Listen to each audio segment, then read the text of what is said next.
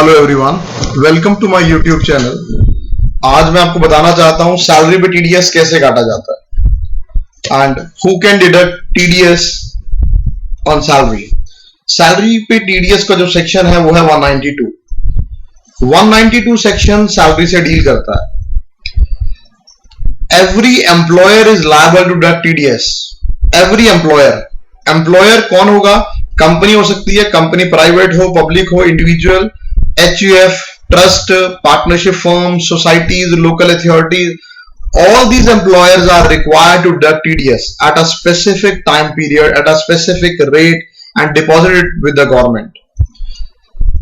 ये जो सेक्शन है 192, ये एक कंडीशन लगाता है कि TDS तभी सैलरी पे काटा जा सकता है जब एम्प्लॉयर रिलेशनशिप होगा। There must be employer relationship for deducting the TDS. Employer status चाहे HUF हो चाहे कंपनी हो इज इररेलेवेंट, चाहे फर्म हो चाहे इंडिविजुअल हो। नंबर ऑफ एम्प्लॉइज, कितने बंदे किसी एम्प्लॉयर के अंडर काम कर रहे हैं वो भी मैटर नहीं करता while calculating the TDS. TDS में आपको ध्यान क्या रखना है? पेयर कौन है? कोई भी हो, पेई एम्प्लॉय होना चाहिए, चाहे वो रेजिडेंट हो चाहे नॉन रेजिडेंट हो। टैक्स रेट क्या लगेगा इसमें? स्लैब रेट अप्लाई होंगे। स्लैब रेट मैं बताता हूं क्या होते हैं slab rate. Employer shall consider detail of other income. Employer आप एम्प्लॉय की कोई और इनकम भी है उसको भी कंसिडर कर सकता है और डिडक्शन ले सकता है। एम्प्लॉयर नहीं कंसिडर करेगा कोई भी लॉस एक्सेप्ट हाउस प्रॉपर्टी का लॉस। अगर कोई लॉस हुआ है उसे एम्प्लॉय को तो हाउस प्रॉपर्टी का लॉस कंसिडर कर सकता है रिटर्न भरते वक्त, टीडीएस काटते वक्त, बट कोई और लॉस कंसिडर नहीं करेगा एम्प्लॉयर। देखिए आपको ये पता होगा कि जब आपको सैलरी मिलती है तो सैलरी के अंदर ये सारा कुछ इंक्लूड होता है। That is a basic salary, dearness allowance, commission, bonus, advance, arrears, gratuity, pension, leave salary allowances, provident fund, superannuation, retrenchment compensation, VRS जिसको बोलते हैं voluntary retrenchment compensation, retirement compensation, perquisites, ये सारा कुछ इंक्लूड होता है सैलरी के अंदर। Here comes the gross salary. Gross salary में से हम तीन चीजें माइनस करते हैं तो नेट सैलरी आएगी। नेट सैलरी के ऊपर हम कैलकुलेट करेंगे आपका टीडीएस। डिडक्शन सेक्शन 16 की है। One is a professional tax जो प्रोफेशनल को पे करना होता है। Another one is a entertainment allowance जो अगर आपने ये खर्चा किया ये सेंट्रल या स्टेट गवर्नमेंट को एम्प्लॉइज को मिलता है, बाकी किसी को नहीं मिलता। Standard deduction for a financial year 18-19 amounting to ₹40,000। पहले 40,000 थी 18-19 प्रीवियस ईयर में, 19-20 में लिमिट 50,000 कर दिया। ये स्ट्रेट फॉरवर्ड आप अमाउंट माइनस करके नेट सैलरी आ जाएगी। नेट सैलरी आने के बाद ये देखिए आप, there is an example for calculating the TDS on salary. For example, Mr. Raj employed in a company in Ahmedabad and he received a salary of 8 lakh rupees from his employer during a financial year 1920. He made a payment of 1,50,000 and eligible for deduction under section 80C. 1.5 lakh की eligibility बनती है deduction की mister राज की। Here we have to compute the amount of tax deductible at source per month from the salary of Mr. Raj. Mister Raj ने company को बताया कि उसको हाउस प्रॉपर्टी का लॉस हुआ 60,000 का।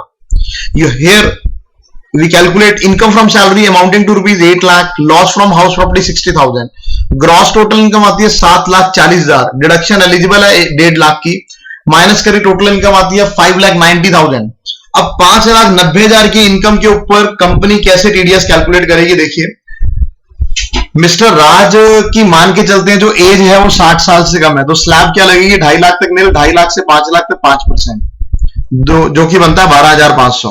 5 लाख से अबव अमाउंट जितना भी है उसमें 20% रेट लगेगा 18,000 रुपए। 18,000 और 12,500 ऐड करके बनता है 30,500। 30,500 पे 4% हायर एजुकेशन सेस ऐड होगा, अमाउंट आ जाएगा 31,720 रुपए। इसको 12 से डिवाइड कर दो। पर मंथ टीडीएस की जो इंस्टॉलमेंट है जो राज की सैलरी में से कटेगी, महीने की सैलरी जो भी होगी उसमें से हर महीने 2643 अमाउंट डिडक्ट होगा। 2643 मतलब पहले आपको सैलरी, हाउस प्रॉपर्टी का लॉस, डिडक्शन माइनस करके जो टोटल इनकम आएगी उसके ऊपर स्लैब लगानी है और 4% हायर एजुकेशन सेस जरूर ऐड करना है। ये मैंडेटरी है इसमें ऐड करना। ठीक है, आगे देखिए। जब कंपनी टीडीएस डिडक्ट कर लेगी हर महीने का अगले महीने की 7 तारीख को कंपनी को जमा कराना पड़ेगा। मैं कंपनी वर्ड यूज कर रहा हूं एम्प्लॉयर के लिए। एम्प्लॉयर जो भी होगा, जो डिडक्ट करेगा, अपने पास रखेगा टीडीएस का पैसा, उसको अगले महीने की 7 तारीख को जमा कराना होगा। बट मार्च का अप्रैल में जमा होगा, 30 अप्रैल का। ओके, अब जो कंपनी टीडीएस डिडक्ट करेगी या टीसीएस डिडक्ट करेगी, there is another concept tax collection at source, जो मैं आपको अब नेक्स्ट अपनी वीडियो में बताऊंगा। अभी हम बात कर रहे हैं tax deducted at source. Tax deducted at source, आपका जहां से सोर्स है, जहां से पैसा आपको आ रहा है, वहां पे टैक्स काटा जा रहा है, जिसको टीडीएस बोला जा रहा है। It just like an advance payment made by the employee to the government.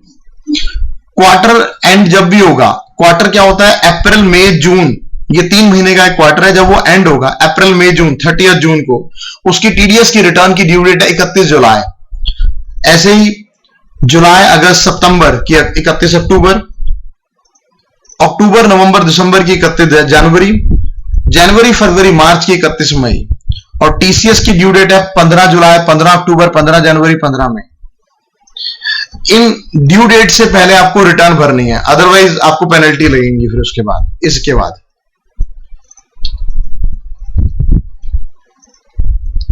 देखिए, मैंने भी आपको बताया टीडीएस सैलरी पे किस तरह से डिडक्ट होता है, कैसे मंथली इंस्टॉलमेंट बनाई जाती है टीडीएस की। बट एक बात और समझिए, कुछ केसेस ही हैं जहां पे जब पेमेंट होती है तभी टीडीएस काटना है। जैसे सैलरी हो गया, प्रोविडेंट फंड हो गया, विनिंग हो गया, maturity of life insurance policy, compensation on compulsory acquisition of property. TDS is required to deducted not only, मतलब इन 5 पेमेंट्स पे TDS at the time of payment कटता है, बाकी सब पे TDS at the time of payment और accrual whichever is earlier basis पे कटता है। TDS is required to be deducted not only for commercial payment, but कुछ केसेस ऐसे हैं जहां पर्सनल पेमेंट पे भी टीडीएस काटा जाता है। 2 एक्सेप्शन है, 194C, 194J।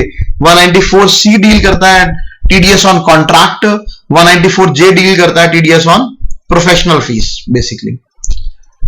तो आपको ये पता लग गया टीडीएस कैसे काटा जाएगा, ठीक है ना। इस तरह से आपको सैलरी मिलती है, टोटल करने के बाद जो अमाउंट आता है उसमें से डिडक्शन माइनस करना, हाउस प्रॉपर्टी का लॉस कंसिडर करना, टोटल इनकम आने के बाद स्लैब लगा के टैक्स निकाला जाता है, फिर 4% हायर एजुकेशन से ऐड करके डिवाइडेड बाय 12 करके मंथली इंस्टॉलमेंट आपकी टीडीएस की बन जाएगी बेसिकली। ठीक है, आपको ये पता लग गया टीडीएस की ड्यू डेट क्या है, टीडीएस की रिटर्न कब जमा होनी है। That's it for today, thank you.